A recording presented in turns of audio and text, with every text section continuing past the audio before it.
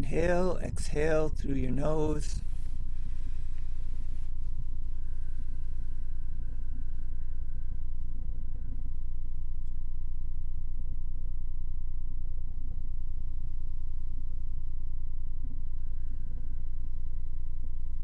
And just watch your breath.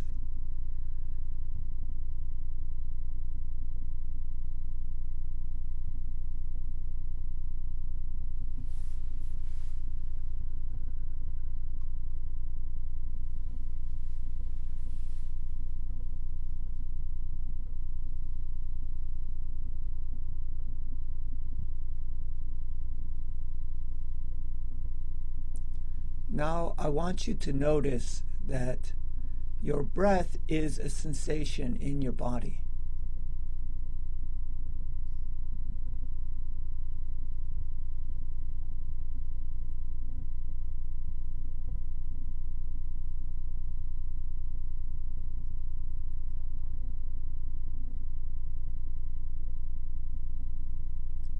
And now open your attention to all other sensations in your body.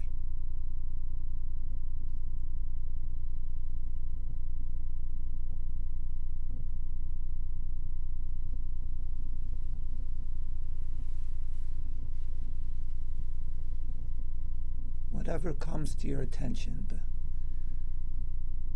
the weight, the feel of your clothes, tension, an itch, all the various bodily sensations, the feel of your feet on the ground,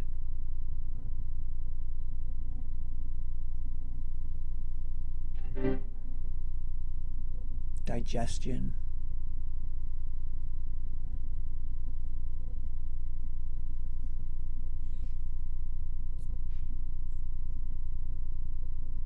the heartbeat,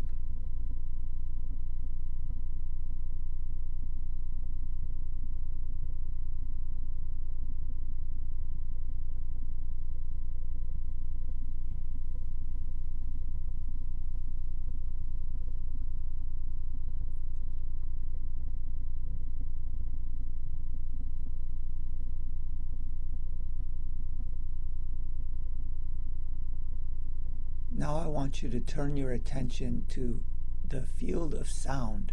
Just listen.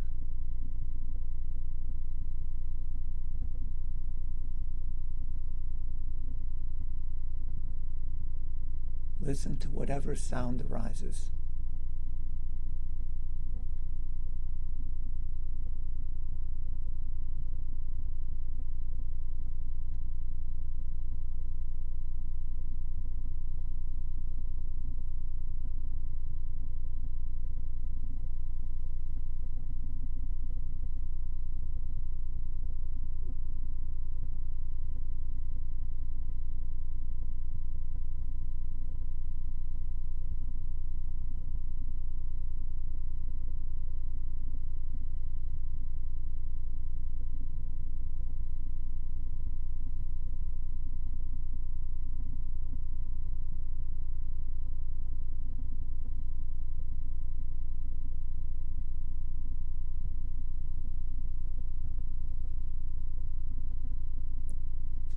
Now turn your attention to the visual field. If your eyes are closed, it doesn't matter. You may see things there.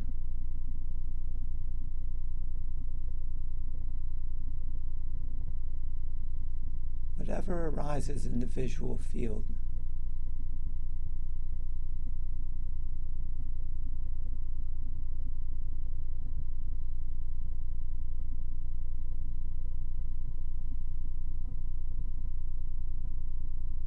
Whatever you see.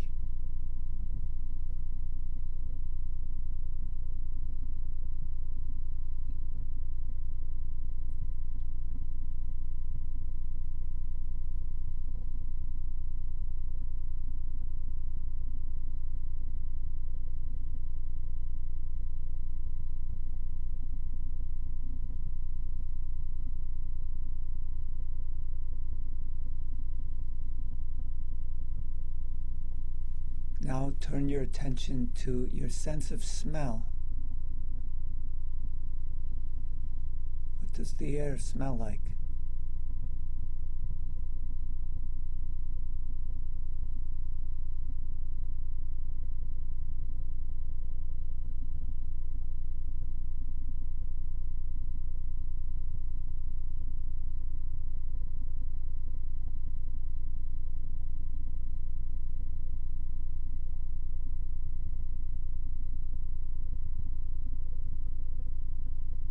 Now taste. What taste is there?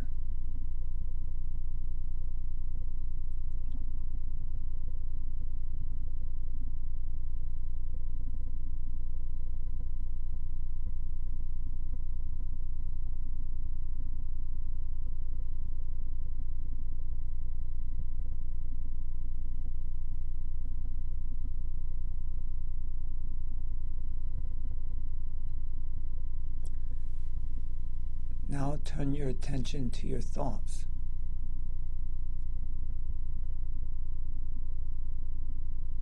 To whatever mental activity bubbles up in the mind.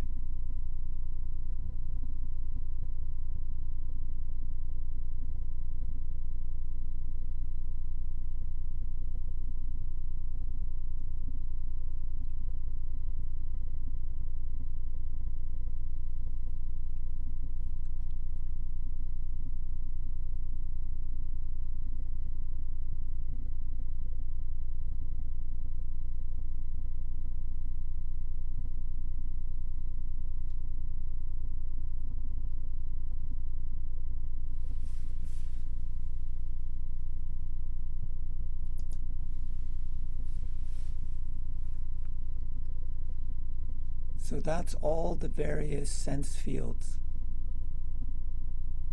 bodily sensations, sound, sight, smell, taste, thoughts.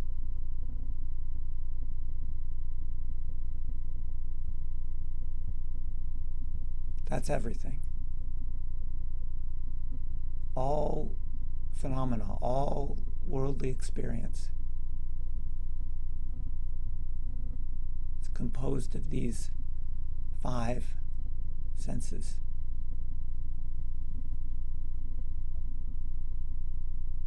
What else is there?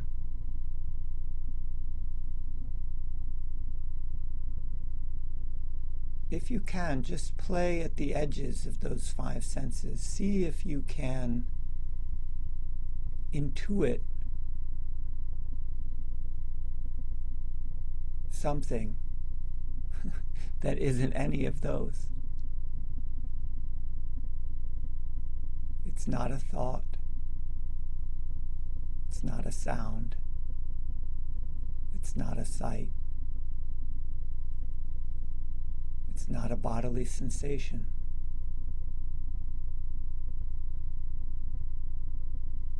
It's not a taste. It's not a smell.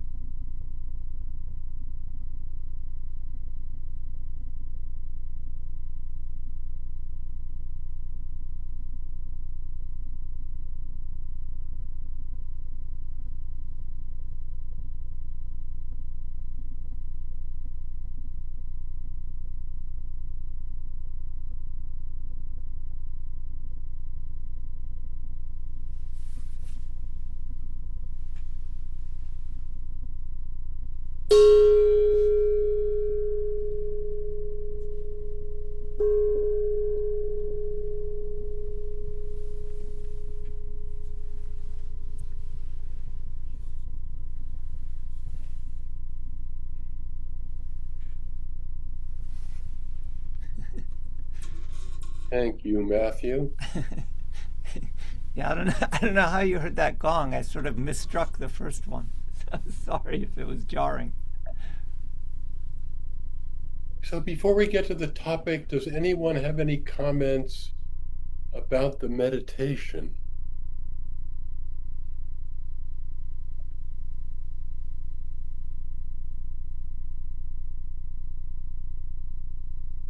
I I always love, sorry if I just interrupted, but I always love doing sensory scans, and that's definitely one Okay. of my most go-to. Sorry, I can Oh, there speak we up. go. Yeah, now we can hear you. Yeah. Yeah, I was leaning back, being lazy. No, I was saying that I body scan slash like sensory check-ins is like my favorite coping mechanism, or like one Abel gave me when I was young of yeah, just like your right hand with all your senses on it. Nice. It always brings me to a peaceful spot, so it brought back something. Great. Yeah. Good to hear it. Yeah. Throw in thought into that. In Buddhism anyway, they count six senses. The five, the five we normally count, then plus thought or mental activity. So I appreciated the way you used the word to intuit. Yeah. Try to intuit the mm, edge of the senses where what's outside that's still there, that's not a thing. And I thought that was a nice way to sort of lean into it. thanks. Yeah, that's good. I think.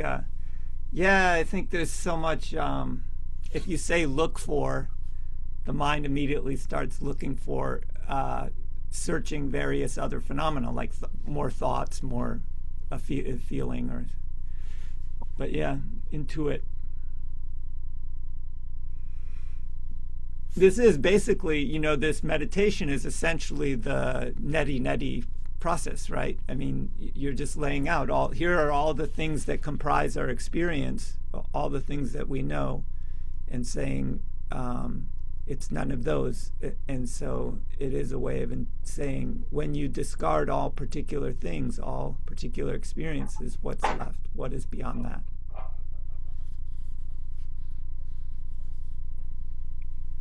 So we're going to talk a little bit about what is beyond that tonight.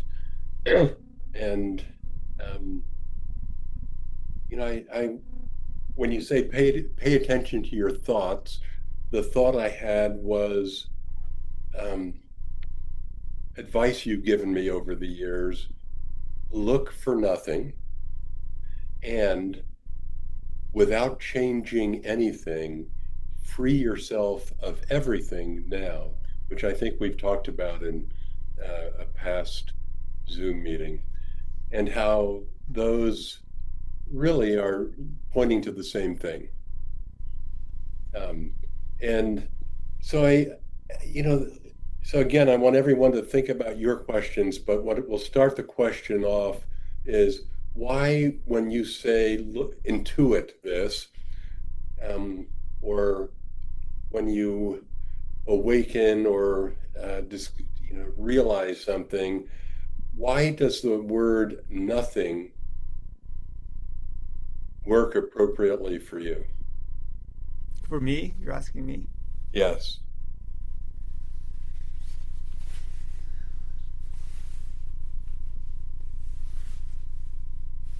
Because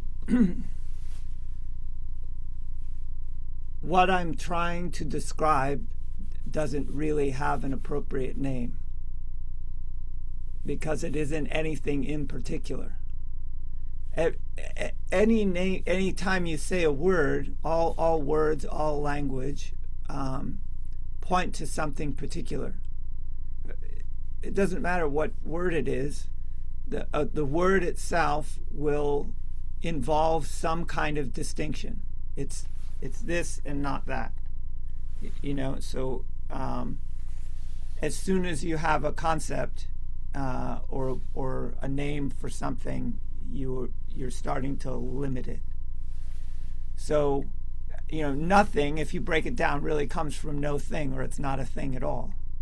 It's not any particular thing. And so it works for me for the same reason I think this is a good meditation, that it's a process of elimination. The spiritual path, the mystical teachings are pointing beyond all things.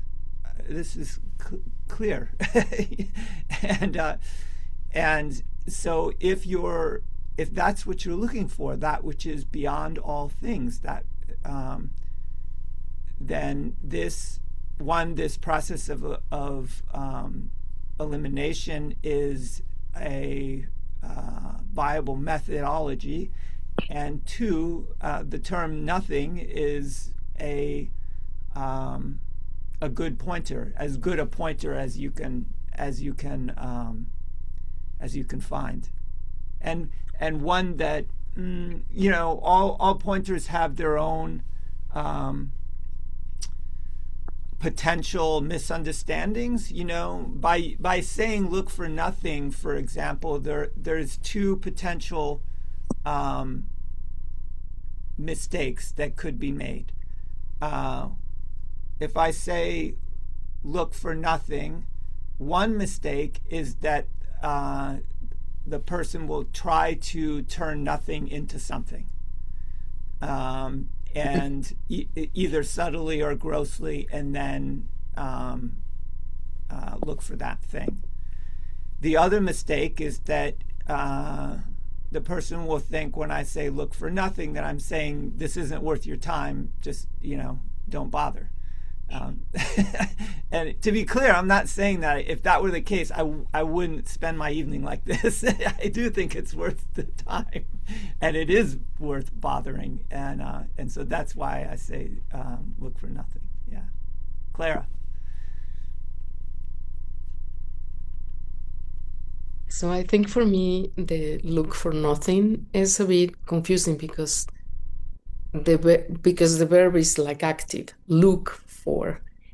And so I was thinking, of course, it wouldn't be the same if you were to say, don't look for anything. You know what I'm saying? It's good. You could say that. Don't look for anything. Or look for anything. Or look for actually, this is actually another viable method. Is there are other there's the opposite method in which you acknowledge that all things are what you're looking for. That in other words, whatever comes within your view, be it a sight, a sound, a thought, or a pair of glasses or a pen or whatever it is, that isn't separate from what you're looking for. And in fact, it essentially is a window into or a manifestation of the reality or the truth that one is seeking.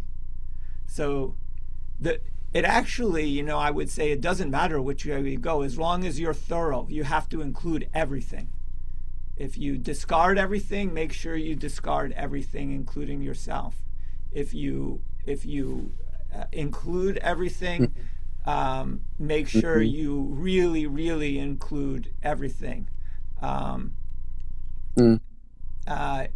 Good.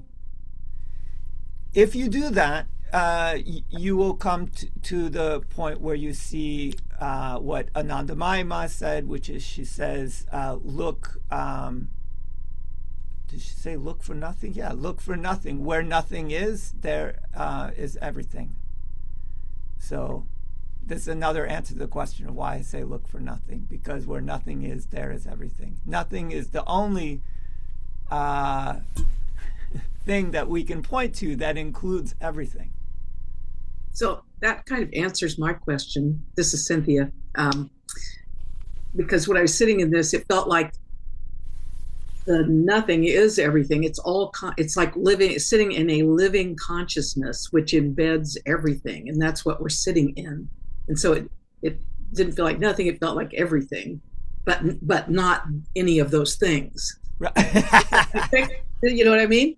Yes, I do know what you mean. And that's really good insight. Yeah, it's between and behind everything else. And a common answer to this would be it's awareness itself or consciousness itself or so on. And so that presents its own difficulty. Can you see your own consciousness? Can you see? We see all the things that appear within that consciousness or within that reality, but we don't see the reality itself. You could describe it like, a fish isn't aware of the water because it's ubiquitous. It's always there. Right. And doesn't that require us, though? The thing is that what you were talking about, Bruce, that letting go of that sense of self, which is like a death in a way. So it's kind of like some part of me is always hanging on to that. Well, yeah, so what you perceive of as yourself as an individual person, an individual being, is in a sense just another thing or another collection of things within that reality. So if you are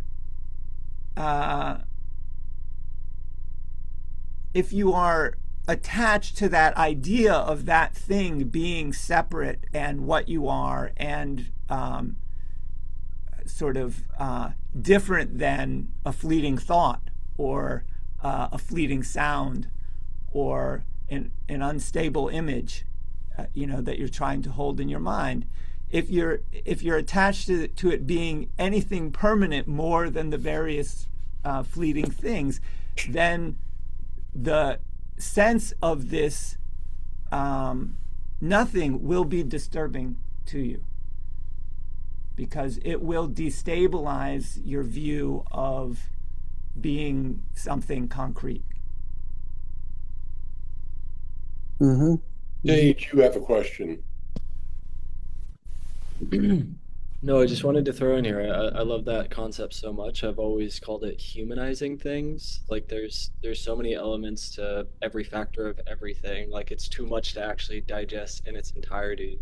So when you kind of remove the need to understand it or to like make it into this worldly matter, it gets to be perceived as its stillness, right? Of its nothingness. And yeah, nothing has been a big topic on my mind recently. So when I heard that this was the prompt for the group this week, I was very excited. Yeah, that's that's great. And I actually, if I understand what you're saying rightly, 100% that's true. As soon as you start to see that what you perceive as yourself, be it your mind or your body or whatever, is actually just a stream of fleeting sensations, thoughts, sounds, and not anything solid, then you start to you see those things, the solidness of an individual self, body, mind, or so on, becomes transparent, and you become more aware of this, the reality in which all of this is arising. And yeah, totally exactly with like how we conceptualize everything too. Like rather ourselves are one notion of it, but our the moment that we animate it, we take or yeah, we mortalize it or humanize it. But I enjoyed that a lot. So thank you. Yeah. A term I like is reification. We make it real. And we do that with concepts. We do it with the mind. We do it with the body. And when you can see that all these various things are really impermanent, to use the kind of the Buddhist language of it, you become aware of the emptiness of all things. Like it says in the Heart Sutra that all dharmas are marked by emptiness. Everything, all phenomena, all the sense fields, all objects, all space, time, etc., etc., etc. Mark. During the meditation, I was thinking of something that Todd Corbett says a lot. Todd's one of the other teachers at the Center for Sacred Sciences, for those few of you that don't know that.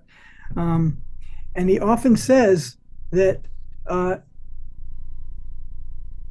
your experience of something uh, is it.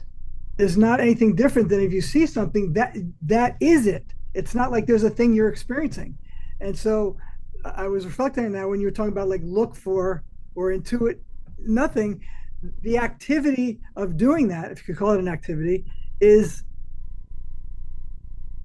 kind of like that, sort of looking at it as experience, not as a thing being experienced.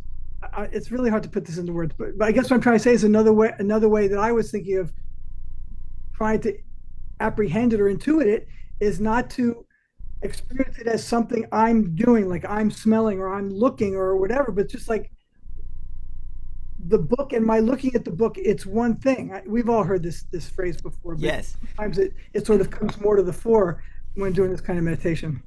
Yeah, you can't. You're absolutely right. You can't think about it like that. By the way, is sort of the purpose of the first part of the meditation, is to see all the various phenomena not as objects or things, but as experience. You know, the reification of objects happens within the mind, and then you think, you know, we project an entire external world. Forget about whether or not you believe that external world exists or not. The reality is we have zero evidence for it. What we know... Experience is almost too strong a word. Right? What we know is our immediate experience. And so if you start to break down the world, the view that you've created of the world, and just ask yourself very simple questions like, what is it that's happening right now? What am I experiencing? And even start to leave out the I. What, you know, that's what I say. Well, like, what is happening? What is arising? What is there? You begin to just see these naked kinds of phenomena: sound, vision, taste, smell, thoughts, and so on, without constructing an entire worldview out of them. And when you can do that, I think that becomes the foreground, and the background is this. You could metaphorically call it a kind of darkness. And I use that word specific because it's a word that's used in the cloud of unknowing, a kind of a darkness. And that darkness, you can't say anything about it because it isn't any of the particular kinds of experiences that arise within it. It is the reality in which those experiences arise. It doesn't have a shape. It doesn't have a color. It doesn't have a name.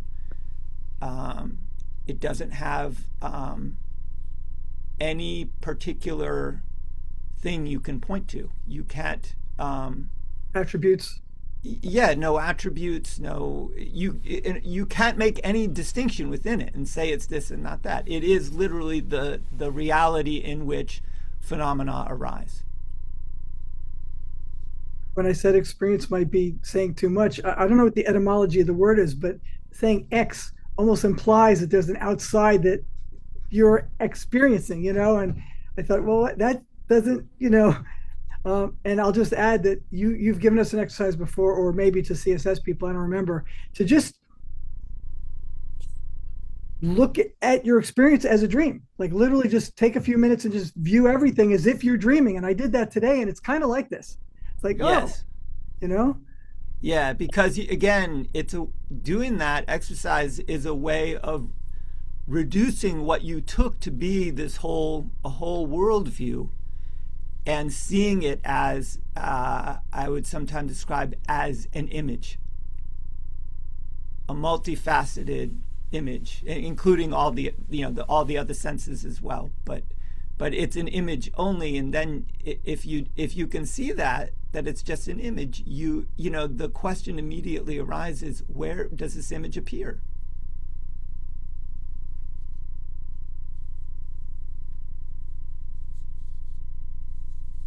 Laura, did you have a question? Um, Not a question, but maybe asking for a clarification. When you said in this nothingness, it's kind of like a darkness. What came to my mind is if you're really involved with, say, watching the sunset, you and the sunset are one, and everything else has disappeared. There is nothing else. If you inhale something that you become totally involved with, everything else has Yes. disappeared for that moment. Yeah. And would you say that would be the darkness? The fact that everything has disappeared? I mean, you don't pay attention to it, except you know that there's nothing else there, but what is actually consumed That's by you.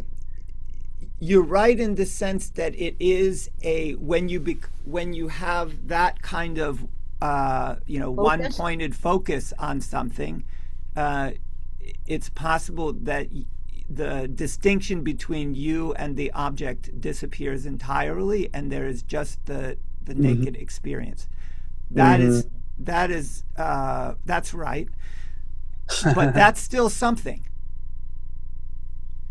And so the nothing that I am pointing to is in what does that appear? Where does that experience arise? In the openness. Yes, in that. Okay, well, that's what I'm. Yes, in the openness, yes.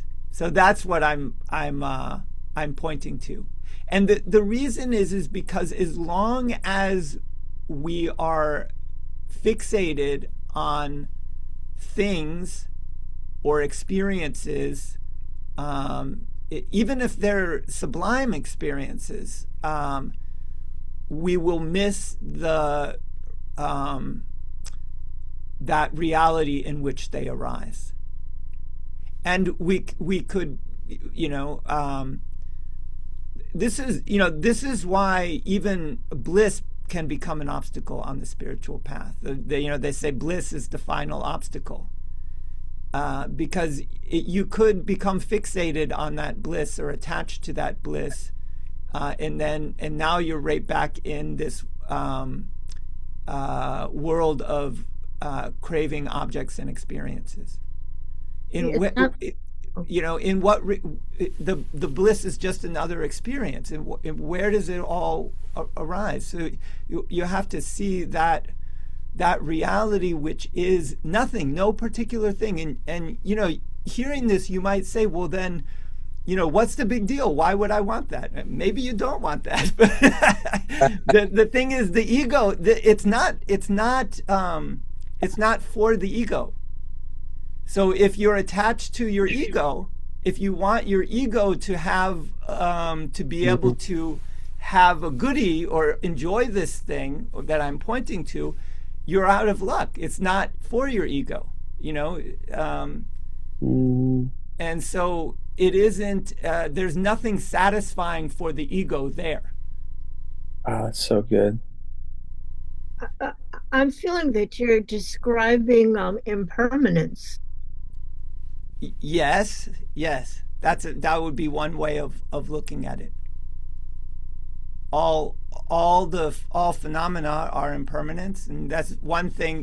We were talking this week about how impermanence is a through line of the spiritual path. If you get real insight into impermanence, you will understand that what you took to be real and solid is just a fleeting thought, including yourself. The ego is just a fleeting thought.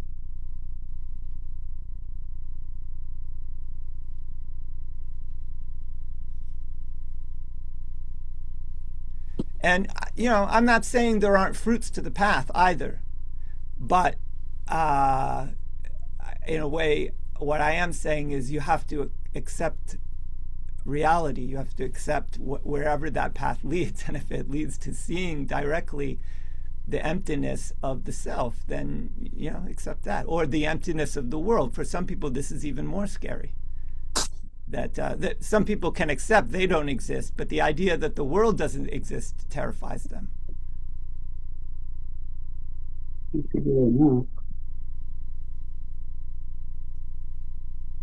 My cat is sitting on my lap listening to all this, and I just looked down at her, and she looked up and said, "Of course."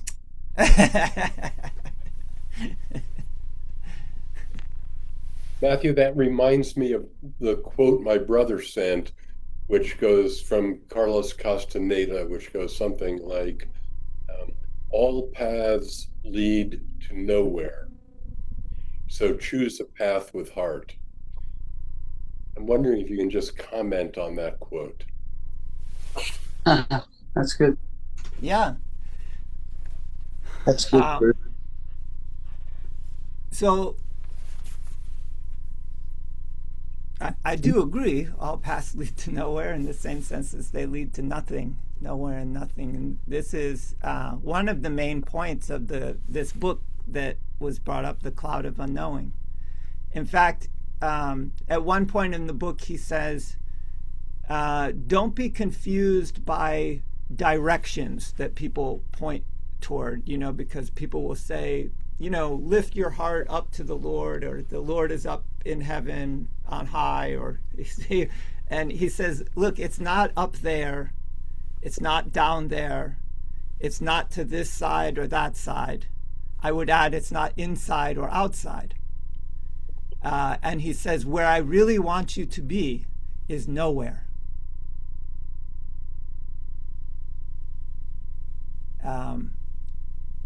So no matter where you go, there you're not.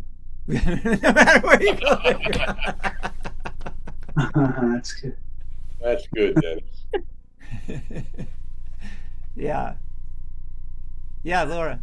But that sounds like having no judgments, no preconceived ideas, and then you're nowhere. Yes. Yeah. In fact, just to drive this point home, here's what else he says. He says, when you come to this cloud of unknowing, you must put down every clever or delightful thought, even those that seem holy. For in this darkness you will find no comfort, only a naked intent toward God. Elsewhere he says, leave aside the comforting light of created things and choose the darkness where no consolation dwells, for there God is truly found. Can you read the darkness where every consolation fails, let your love press on, for there God is nearest, though nothing is felt.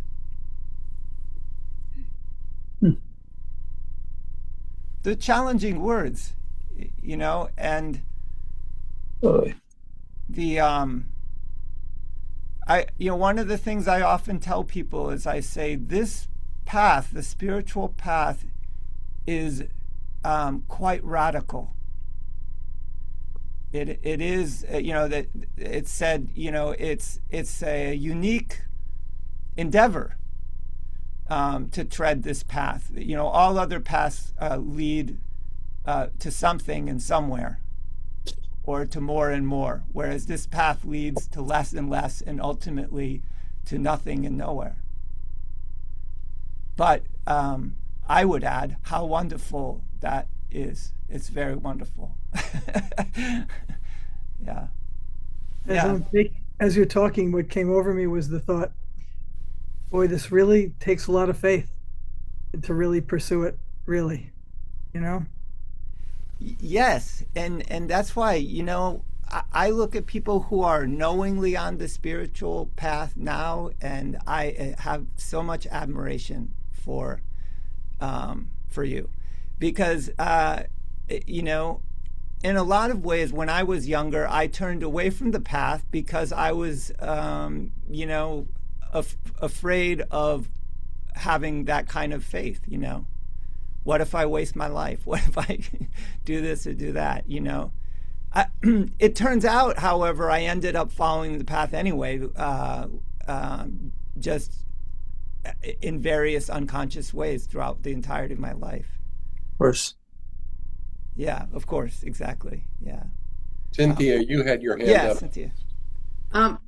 Just when you were reading that thing from The Cloud of Anointing, and it's funny because I just bought that book yesterday without because I had read it before, so I didn't know you were going to read it. But anyway, that thing about no consolation, because sometimes, like you find yourself in that space, like, and at that point, it's like you want to call on some deity or other to come, and then that takes you back into a different place, because the deities to me are all something.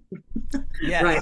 Yeah. Yes. And so you keep going beyond that. So to be without a comforting deity or other person, and just to be in that consciousness, that is a very challenging, Yes. and it does take courage to walk that path alone without that comfort, as you call consolation or whatever it is. So I think that's interesting. Yes, I agree, and like, the way I would put it is all the various paths. You have to let go of all your ideas, all your concepts of everything, including your concepts of God. Like you said, even thoughts that seem holy, you have to let go of that, because if you don't give up your own little idea of what the divine is, or what the truth is, or what reality is, how can you expect to encounter the reality of it if you're fixated on your idea of it? And so I'll also add, in just in context of that, when he says consolations, it's also a kind of a specific term that was used in the contemplative tradition to basically kind of spiritual experiences. Experiences of bliss or of encounters with spiritual beings, or all kinds of various things that can happen in the course of practice. And this is true in the Eastern traditions as well. You are advised, that's nice, but look beyond all of those things. Don't become hung up on whether or not you get those experiences is ultimately irrelevant. And in fact, he says, no one knows who is more holy, those who have those experiences or those who don't. It's suggested that those who have those experiences may just be sad cases who need a little extra help. That's the kind of implication that's there. So don't judge yourself or others by whether they have these experiences or not. That's kind of the message there. And whether you have them or not, always look beyond. Yeah. Clara. Well, so I was thinking about what you were saying, and what the Castaneda's quote about the path with heart. And well, I think it brought me to the conundrum of free will, because in a way, I really don't think we choose this path. I don't feel we're in charge. So what you, Matthew, were saying about kind of strip ourselves from the concepts, right? The concept of God and everything else. These days, my feeling is that you voluntarily can aim for certain things, but if you are not ready, it becomes an intellectual exercise. Like, I shouldn't have a concept of God, or I shouldn't have this idea. And then it becomes more like an internal debate, I think. Yeah. Even having no concept becomes a concept. It becomes, and I feel more like the feeling is, in a way, the path has chosen us. Castaneda, what he meant when he said that is that, and I know because I heard him talking about it, was that nothing makes really any sense. Things here are very senseless. So choose whatever your passion take you, very clearly. That's what he implied. And my feeling is that the path has its own timing for each one. We don't get to choose it, really. And the stripping out of the concepts and ideas happen naturally as it needs to happen. Just coming back to the idea that it doesn't, I don't find it helpful to, when it becomes a chore, a task, like I shouldn't be thinking this, or I shouldn't be feeling this. Mm-hmm. my path, at least in my case, is more about accepting this is where I am right now, when this is what's happening, just seeing it, having the awareness of what the thoughts are, the beliefs are, and the feelings are. Yeah. Yeah, you know, what that makes me think of is what, you know, kind of what Mark was talking about earlier with regards to seeing life as a dream. What you're describing is very dreamlike. We don't choose it. We're sort of swimming through it. We don't, we have some kind of feeling that we can direct ourselves this way or that. Forget about free will. Just imagine a dream in which you're involved in some tenuous way, but the dream is also unfolding. And in a way, our journey is just the unfolding of that dream. I sent another quote that seems to support what Laura and Clara said, which goes something like, "The way or the path is not hard for those who have no preferences." Ah, yeah. This is a Zen quote. That's a Zen quote. Yeah, yeah. Yeah, or just stop picking and choosing. I think that's the other translation of that. Yes. Yeah. Stop picking and choosing, and all will then be clear. Yeah. Nothing will be clear. Yes, yes. That's all. I was just going to say, Matthew, I think I've read 3 of your books, and only 2 words stick in my mind out of all of those words that you wrote, and that's consciousness arises.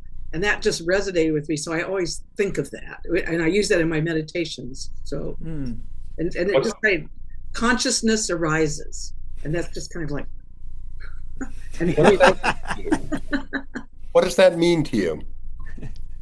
To me, it is that becoming aware of just that, of the consciousness that we are walking and living and breathing in, and it's it just arises. I have nothing to do with it. I mean, it's kind of like you were talking about not being in control. It's like this is, everything is consciousness. I'm in it. I'm walking in it, and it just arises of itself, and then it's like breathing in and out. It rises, and then it's. I mean, it's very much like breathing in and out. In fact, it arises in the morning and it subsides in the evening. It arises again in the morning. It subsides again in the evening. It comes in. It goes out. It's right, and that was like that was it. Because in the book you talk about like going to sleep at night, and then where is your consciousness? And I'm thinking, oh, that's weird. I mean, consciousness arises in me or out of me. It's just a very, it just makes it more nothing to do with me, which is what we're trying to get to that. Yes, yes, So that's exactly. This is why, you know, if you read talks by Ramana Maharshi, Ramana would ask over and over and over again, people, it's one of the things he loved to ask people. He would say, do you deny that you exist in deep sleep? You know, he would say, where were you in deep sleep? And I think a lot of people didn't understand this question, but what he's getting at is exactly what you're pointing at, is that if you see that consciousness arises and subsides, who is seeing that? What that means is you are not the limited consciousness that appears and disappears. You are something other than that. Or as Nisargadatta Maharaj said, whatever you perceive can't be what you are. If you perceive your consciousness coming and going, that can't be what you are. That's a phenomenon that you're seeing. Who is seeing it? Who is the seer of this dream? You know, that's the question. Or, you know, what is that awareness that exists even in deep sleep, when no other objects or thoughts appear, when the world is not, when the body is not, when the mind is not? What is that awareness that still is? It's not personal. You know, it's not our, it doesn't, it's the same for everyone. It's the same emptiness, the same nothing, as I call it.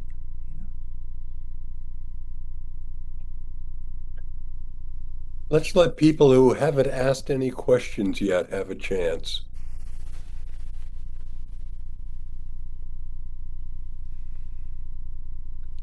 Leslie or Sage? Leslie. It's me. Hi. Okay, this is probably question 101, but I still get lost in how do you affect change in your life, direct your life, reach goals, do anything, but also have nothingness. Yeah, that's not 101, or if it is, it's 101 and also 1001. This is, it's one of those questions you might start with, but also is there all through the path, right up until the end. So let me rephrase this if I can, just so I have the question firmly in my mind. How do you both affect change in your life, make choices, make decisions, and also have nothing or be nothing? Yeah. This is a question that definitely puzzled me. I remember reading, the Tao Te Ching, where it says things like, by doing nothing, everything is accomplished. What? Does that work for exercise and eating? Just check in.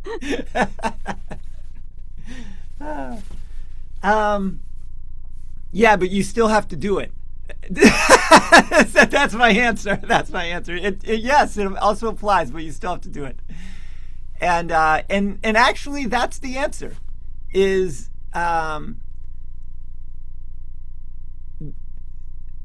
the question is, are you the doer of those things, or is the doer of those things just another thing that's happening? And to try to clarify that, I'll ask you. We did this in a talk I just gave. Can you, because you talked about how do you affect change in your life, and so I'm going to ask you, can you affect change in your life? And I'm going to ask you a couple questions. Can you change the past? Yes. Okay. How can you change the past? Oh, the past. I'm sorry. I thought you said the path. Oh, right. Sorry. The past. Can you change the past? No. Okay. Even though, a clever person might say, well, I can change my story about it, or I can change my view about it. Yeah, that's fine, but that's actually changing the present, right? It's not changing the past. You can't change the past. Can you change the future?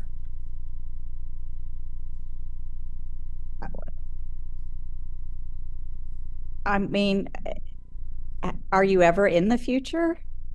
Good question. I would say no, you're never in the future. I've never been there. Have you? No. Okay, so you can't change the future. Right.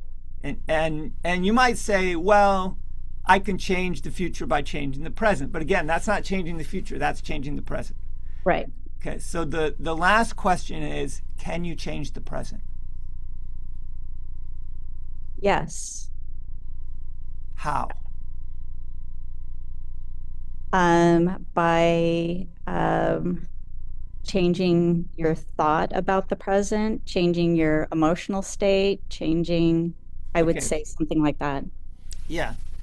But can you, if you really narrow the present down into just what is happening right now, Uh-huh. Can you ever be doing something that you're not doing? Can you think a thought that you're not thinking?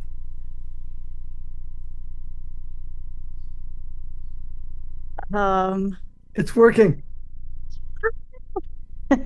It's all happening Ever now. think of- right. It's if it's Whatever all thought arises is already arisen. You're Mhm. already thinking it. So if you decide, like for example, if you decide to raise your hand, you're already doing it. If you decide not to, you're not doing it. You can't not do whatever you're doing. If you try to pin down the moment in which you decide to do something other, the moment has already passed. You okay, could, but it brings me back then. How do you ever affect your, because things do unfold in the present moment by yes, things you do in the present moment. yes, things do unfold in the present moment. Yes. So how do you feel when people say, oh, it'll just work out like it's supposed to? I generally agree with that statement. Yeah. How else is it going to work out, you know? Who can Well, argue with it? it feels a little bit like you're abdicating any, like you're not Yes. going to get an education by just saying, well, it'll work out, that maybe someone will come Okay. educate. Okay, that's great. And now we'll get to the second part of Okay. the conversation. So if you can see that really you can't do anything other than what you're doing. You can't, and actually you never really know what you're going to do until you do it. You never know what thought's going to pop into your head, what impulse you're going to have. You don't really know what's happening until it's happening, and then it's happening. So you can't. And any impulse to change it is also a part of what's happening. See, so if you see this really, really fully, then all of the things that would change and affect your life, for example, your thoughts about your goals for the future, your thoughts about your past, your desires for this or that, your ambitions or your goals and so on, right? All of those aspects of your life are also just happening. And there's nothing wrong with that. So once you see this really clearly, you can just go about your business as you were before. Make your goals, try to accomplish them, and so on and so forth. But you have this deeper understanding that those decisions, those thoughts, those goals, while it is a part of what's happening and your experience, it is not fundamentally who or what you are. Because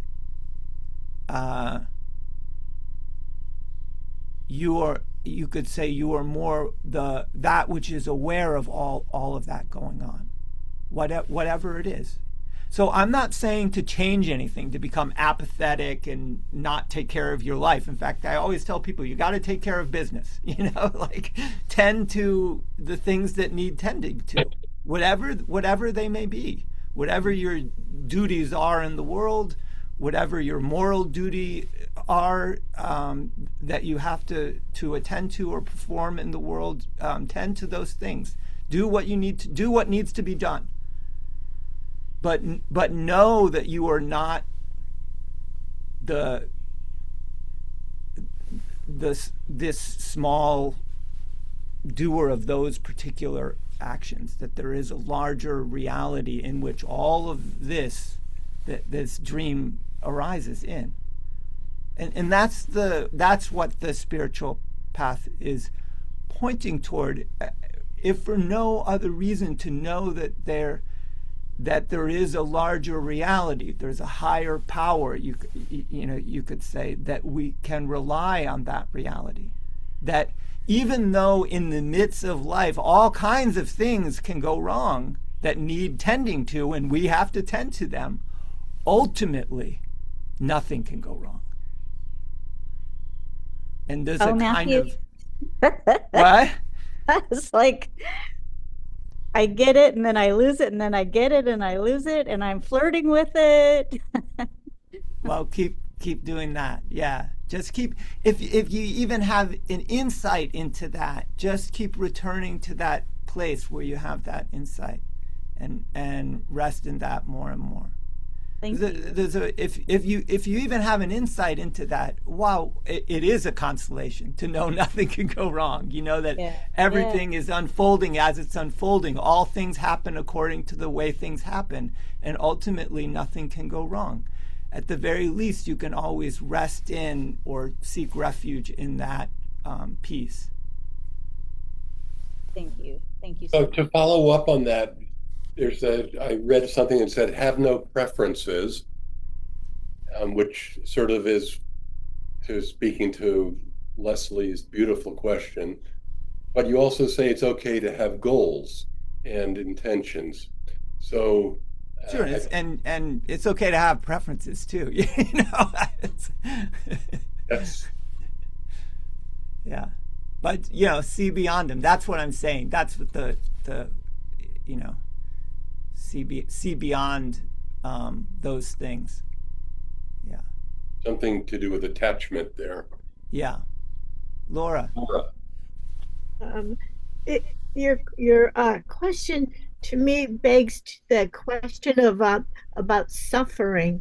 So if you notice that you're suffering, that there's obstacles coming up, you know, pushing away or the attachments, as Bruce said, is it a possibility to put some spaciousness around it and get away from a habitual habit of doing something that that spaciousness could open up new avenues?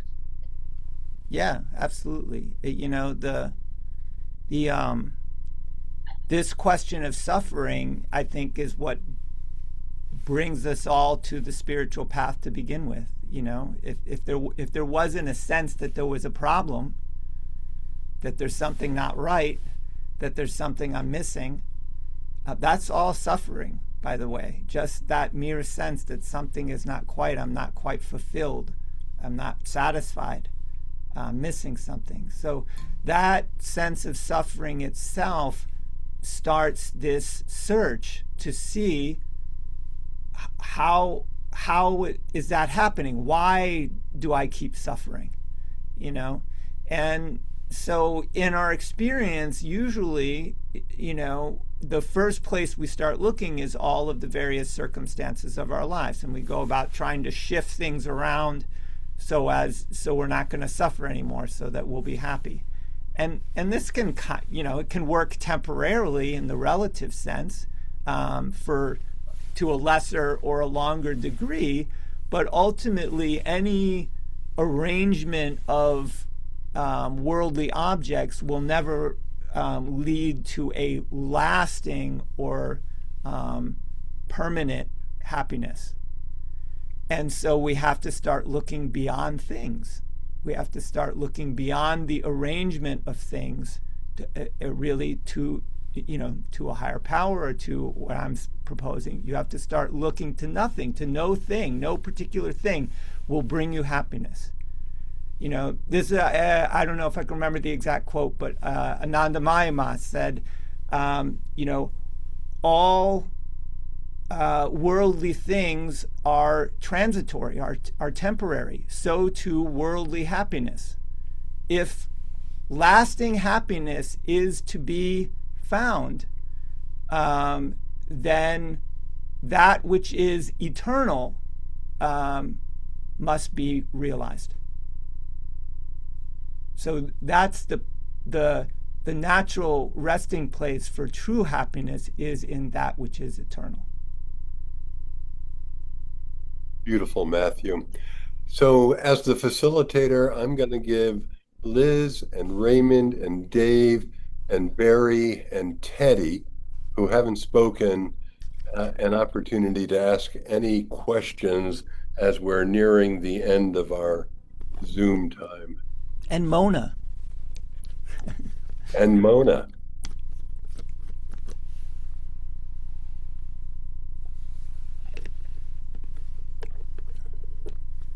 Do any of you have any comments or questions?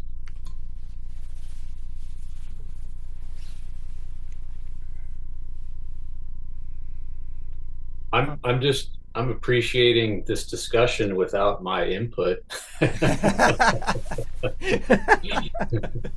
That's At great. least, By at doing least, nothing, all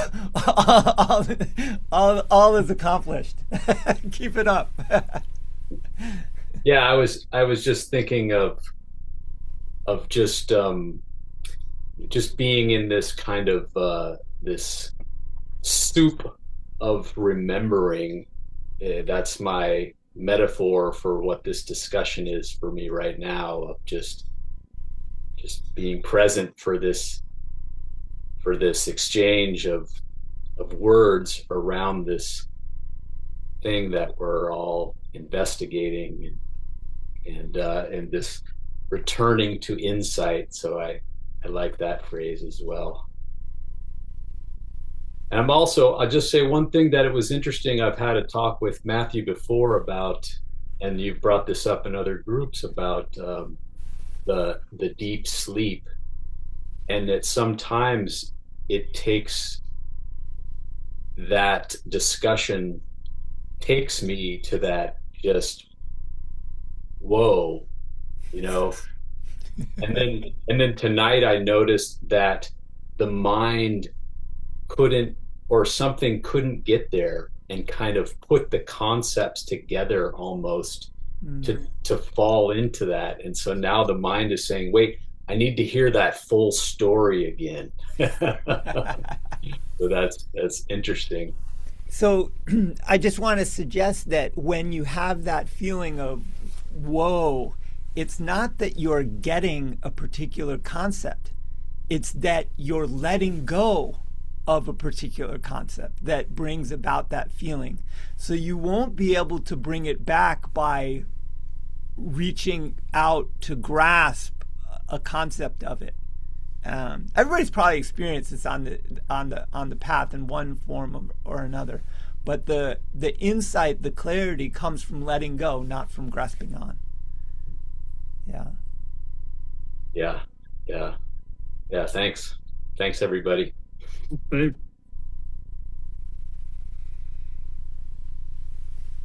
Dennis, we haven't heard much from you. I'm lost in no thing.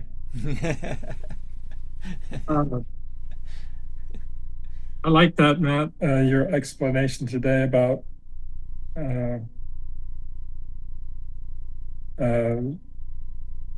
being only in the moment, and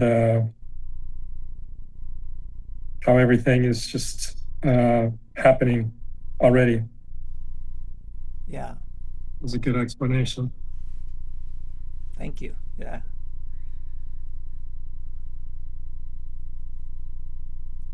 I could share a comment. This is Mona.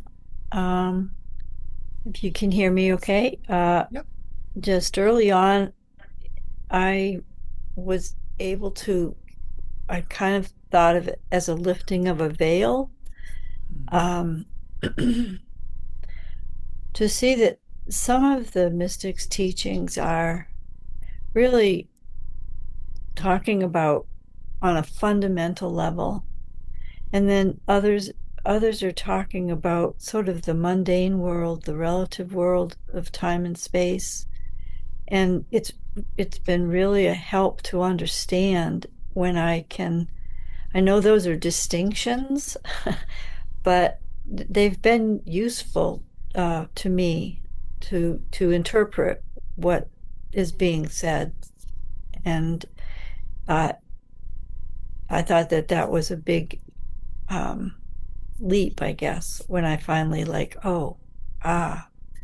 not talking about the mundane relative world of time and space. So yeah, although we're all meeting in that world and communicate through that worldly language and everything, so it is through that it's through this conversation we're having and everything that we're able to have a spiritual path, have a mystical teaching, and so on that points beyond. So it is where the conversation starts. It's just not where it ends, as you pointed out. Yes, that's a good way to put it. It's not where it ends. Yeah. Thank you. Thank you. Great comment. Yeah. So, Mona, that raised something for me that I asked Matthew about recently, which is when I experience nothingness, um, if that's anything like an awakening, it's not for me like how other people describe the bliss or the profoundness of their experience. For me, the experience is almost blah. It's really nothing. And it made me question whether individual descriptions of their most profound, deep experiences, while I think we're all touching the same thing, I think that the descriptions that people have are their personal experience aspect of it, rather than the deepest reflection of the lack of distinctions in the content. So I don't know how to say that better, but any thoughts on that, Matthew? Yeah.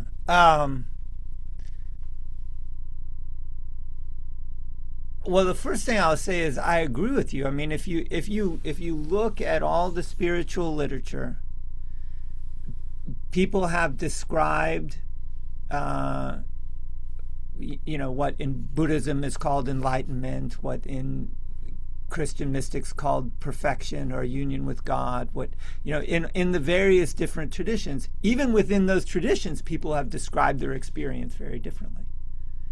And if you look across all of the traditions, people are describing a great many different experiences. But if you listen to what they say about what that realization is, they're all essentially saying the same thing. They're all pointing to the same realization. And so each person has to follow their own path, and it will unfold according to how it unfolds, and the path that's laid out for them, how they understand their own experience, and also their experience of being relieved of whatever it is that they're experiencing will be different according to the person, I suppose, So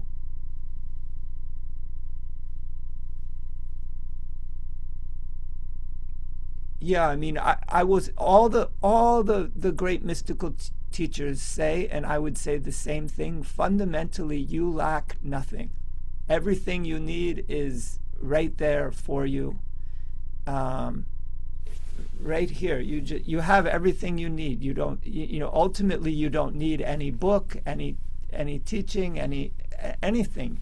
You just look within and see the truth of your own mind, and that will, once seen clearly, seen through, that will bring lasting happiness. And that is the true measure of one's realization. What else matters? It is the freedom, the happiness that of that reality that matters. And I'll say the lastingness of it, the fact that it is you finally realizing that which is eternal, as Anandamayama put it. That's what matters. Not the particular experience one has. It's the liberation. That's what matters, and the realization of the eternal.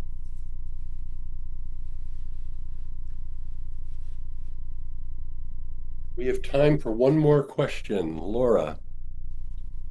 Short question. Matt, are you describing that there's no doer? Yes, realize there is well, no what I would pure? say is investigate whether or not you are the doer. Who is the doer of all that is happening? Another way of putting this is, whose dream is this? Or who does your actions? Who thinks your thoughts? Investigate. Find out. This is what the mystics say to do, because it leads to this realization, to investigate. What are you really? To look inward at your own mind, your own experience, and ask yourself, what is your mind? Where did it come from? That, by the way, is the question that for me made all the difference. At a turning point on my path, I asked myself this question: what is my mind, and where did it come from? In the most direct way, trying to actually look and see.